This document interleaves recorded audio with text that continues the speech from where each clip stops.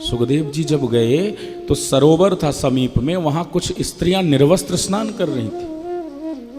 पीछे पीछे व्यास जी दौड़ रहे हैं, बेटा पुत्र सुखदेव रुक जाओ रुक जाओ रुक जाओ। सुखदेव जी तो निकल गए।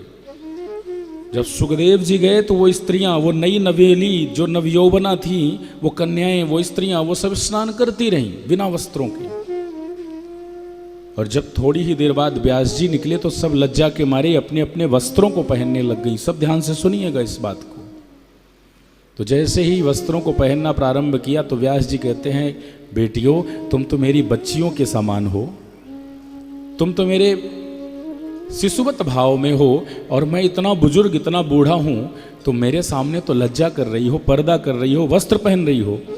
पर जरा सोचो, जब मेरा पुत्र सुखदेव अभी अभी पैदा होके गया और उसकी आयु कोई छोटी नहीं है, वो अष्टद्वय वर्षाणी, भागवत जी में वर्णन है कि सुखदेव जी की आयु 16 वर्षीय रहती है।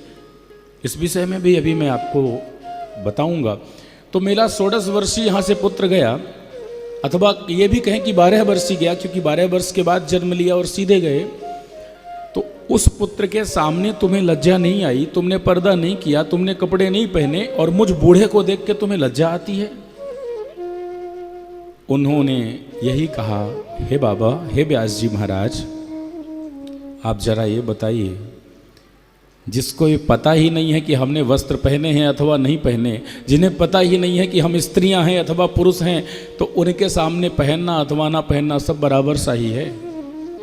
आप जानते हो कि हम स्त्रियां हैं, आप जानते हो कि वस्त्र पहनने में और ना पहनने में क्या मर्यादा है, इसलिए आपके सामने हमें मर्यादा निभानी पड़ रही है।